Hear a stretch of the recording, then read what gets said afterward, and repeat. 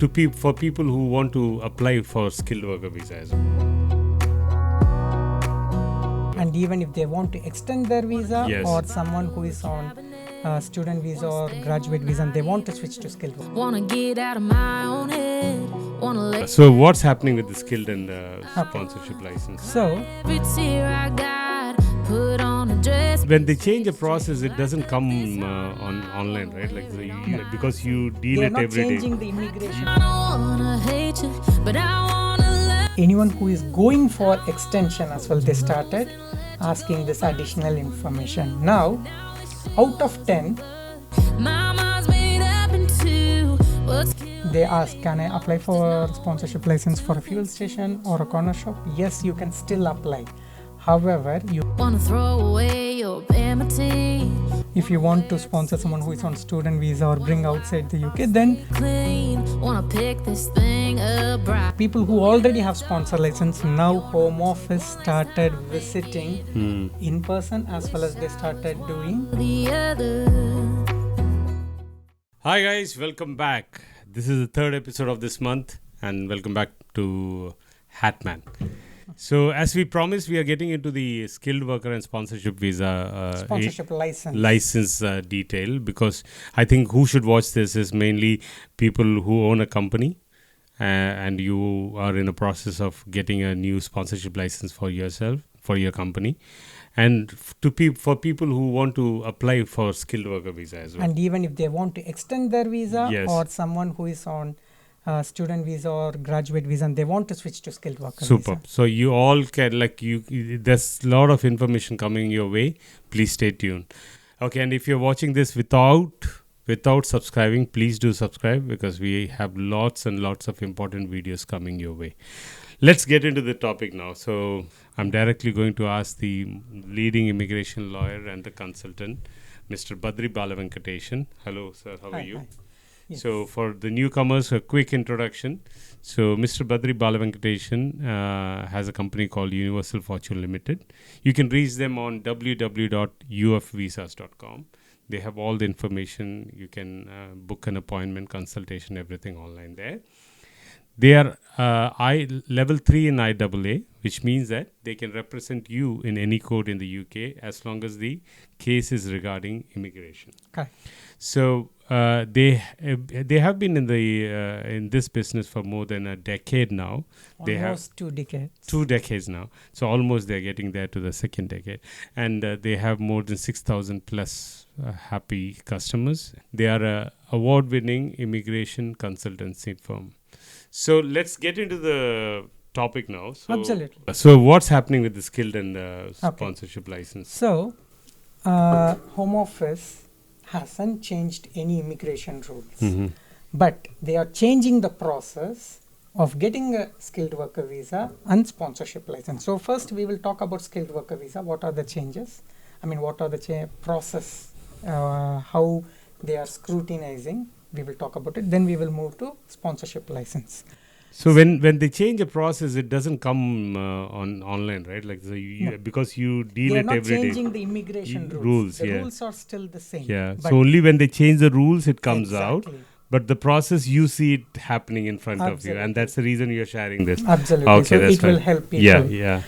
See, the most important thing is previously when they changed this process beginning of this year, they were randomly doing, I would say out of 10, probably 20% of the applications. And mainly someone who is requesting for a new cause. When I say new cause, it's not for someone who is already working and when someone is extending their visa. No. Someone who is applying for new cause. Brand new. Brand new cause. And even if they request, it would be around 30-40%. As days went, for anyone requesting new cause, they started asking all the information. Okay, this is something. And the third thing, which recently is anyone who is going for extension as well, they started asking this additional information. Now, out of 10, 9 applications, no matter what you ask, in-country cause, which is called U cause, or out-country cause, it's called D cause, they're asking 90% of them they're asking this extra information. Now, what do they ask? And what a company or an employer has to be prepared. That is what we are going to see when you are requesting, because this is something all employees have to see this as well, because when you're going for visa extension or you are switching your visa, you need to tell this to your employer. So why we are saying that employees should know this is because like not many of the employers know about this. Correct. And you have this responsibility to educate them so that they do the right thing. If not, your visa will be in problem. Correct. You'll have issues in it. Correct. So please do take it because like what I've seen is most of the people who are employed, they think, oh, this is about licensing. I don't have to worry about it. But you definitely have to worry about it unless you are working in a big MNC who do it left, right, every day, left, right and center. They Correct. are doing this. But for the smaller companies and shops, you have to educate the owners and the employees, no employers. Correct. Okay, yeah. So let's get into the point. First thing they ask is a full explanation and evidence that your company requires your current level of recruitment. So you need to give explanation why you need this new course. Okay. Okay. Full description of the nature of your business and hours of operation. They want to know what time you're operating, because they want to see whether if you have already got someone on skilled worker visa, so they will say, oh, you already have this guy and this is the number of hours your organization is operating, why you need another one. They can refuse. Third, a detailed description of the post you intend to assign the course. So they ask for the specific job description, address of the role where they will be working, details of the skills, experience, qualification required to perform this role.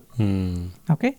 Then fourth, they ask for the details of the company hierarchy organization chart, detailing anyone working in the company, including directors and owners, and anyone who is on skilled worker visa. You need to mention when did they get their visa for all the sponsored workers. Then they're asking for your company website address. So if there is not one, they're asking, give me explanation why you don't have one, how do you advertise your business, and how do you get your customers. Then sixth one, this is the most important thing, how will you fund the salary of your proposed workers. So you need to provide 6-month bank statement. Even though you provide 6-month bank statement, this is the most important thing. If there is not a good balance, they are refusing the application.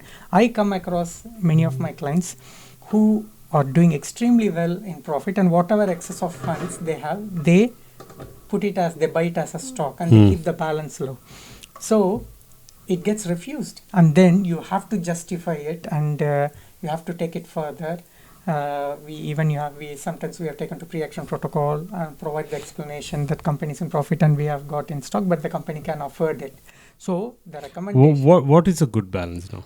See, what they say is based on the salary. So the salary is, let's say it's 60K. They say your closing balance approximately 5-6K. Let's keep it as 6K. What they say in the refusal letter is, you are going to pay them 60K. We see your last 3 months closing balance is 300, 2,000, 4,000. But the salary you require is 5,000 to 6,000. So you do not have the capacity. We do not believe you can afford it. Yeah, okay. This is the most important thing. Then what they ask is last 6 months RTI, last 6 months bank statement, and last 6 months pay slips of all the sponsored workers in the organization. The reason why they are asking is to check whether they are paying the proper tax for the salary, which as mentioned in the COS, and the most important thing, if the salary is paid in the bank account. If it is not paid in the bank account, they simply refuse. Finally, they ask this evidence of genuine need of this vacancy. Evidence of expansion, what is the reason? If it is evidence of expansion that you opened a new branch, provide the new lease or something. Or it is increase in sales, provide us the proof how the sales have increased from last to this time. And if anyone has left the organization, provide us the proof with P45. So only based on this, they are granting a certificate of sponsorship, not visa, certificate of sponsorship.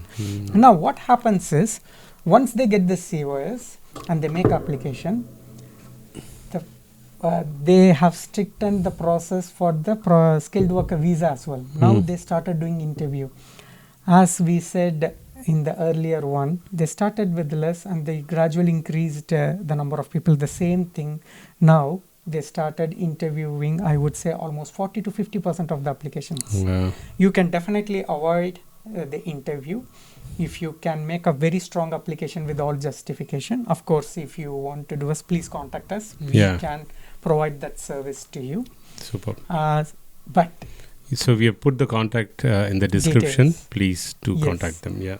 But if it is not done properly, you will be called for an interview, and there is a possibility or high possibility of refusal. Okay, so this is the change in process on skilled worker visa. Now, coming to sponsorship license. Yeah. People come and ask, can I still apply for sponsor license? Yes, my dear friend, you can apply for sponsorship license even now. They ask, can I apply for sponsorship license for a fuel station or a corner shop? Yes, you can still apply. However, you cannot bring someone from outside the UK, or you cannot give that visa to someone who is already inside the UK on student or graduate visa. But you can sponsor anyone who is on carer visa or who is on skilled worker visa. When I say carer, it comes under still skilled worker visa, who got their visa before July 2025. Correct. So you can do it. If you are any other business, then you can still apply for the sponsor license. If you want to sponsor someone who is on student visa or bring outside the UK, then the position should be at higher skilled level, or it should be in temporary shortage list or immigration salary list, which are lower level position. There are many lower level position which kind of fits most of the business, like business sales executive, business support manager. Quite a lot of lower level jobs are available. And now coming to the sponsorship license, what process they have changed? Previously, Home Office used to do lot of compliance check, but they stopped that. Now they are still doing compliance check, but before compliance check itself, they are refusing almost 40 to 50% of the applications. Why? Reason mainly because they look at the bank balance. As we said about the COS, now especially if you are a new startup company, they ask 3 to 6 months of the bank statement, and when they see you are not making enough profit, let's say the same scenario, you want to sponsor someone for 60k, they expect the business is making a profit of over 6 to 7,000 pounds a month. You need to show this for 3 to 6 months that your business is making this much profit. If not, they are refusing the license, saying that we don't believe you can afford this salary. Even though you provide business plan, even though you provide justification, they say no, we don't believe. So this is something they need to look into it. The second thing, pension enrollment. Every single full-timers or eligible part-timers who are earning over 10k, they must be enrolled in pension. And of course they can opt out, but you need to prove that they have been enrolled and opted out. Otherwise, they will not be given license. Third, right to work check. The right to work check must be conducted before you employ anyone. For instance, if you have employed someone already and they are working and you're going to apply for a sponsor license, even though they have right to work check and you do it now, they are refusing the application, stating that you have done the right to work check after the employment started. So how do they prove that? Like they have checked their right You to work? have to get their share code, go on gov.uk, and you need to have a reference number on your company name, and you have to print it and show it to them. Okay. So that is recorded. Correct. So they can go and check anytime. Correct. Okay, fine. So the final part, people who already have sponsor license, now Home Office started visiting in person, as well as they started doing complaints check, online post complaints check. So you have to get ready, and especially you need to prepare the application. You must have a strong HR system. For my clients, I recommend ukvikas.com. UK Vikas, it's a VIKAS. www.ukvicas. So it's a system.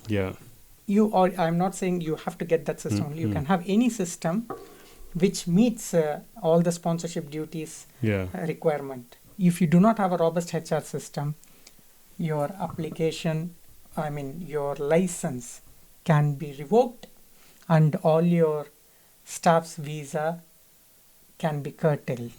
So it's very important you have a proper HR system. If you need help in kind of auditing your license and to check all your HR files, please contact us. We can provide that assistance.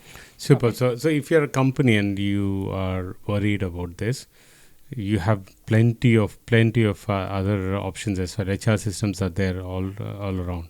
But www.ukvikas.com, if you visit It was them, purely designed for yeah. license purpose. So only for licensing. So it has all the features for that. And the thing is, like, you don't have to buy that system. The team, UK Vikas team, they're really good. They come and do an evaluation of where you are right now, what you should do. At least if you start from there, then you can decide whether to go for a system or Correct. not. Okay, maybe you will be really organized and you have everything done properly. You don't need one. You don't need one. So the best thing is, like, why don't you just use their services and see how you are placed right now.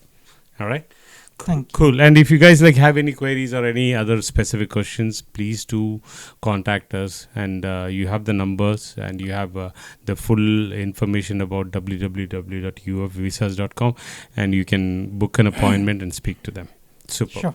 Thank you. Thank you. See you next See you in month the next. with lot of other information. Thanks. See you in the next video. Next video. Thank you.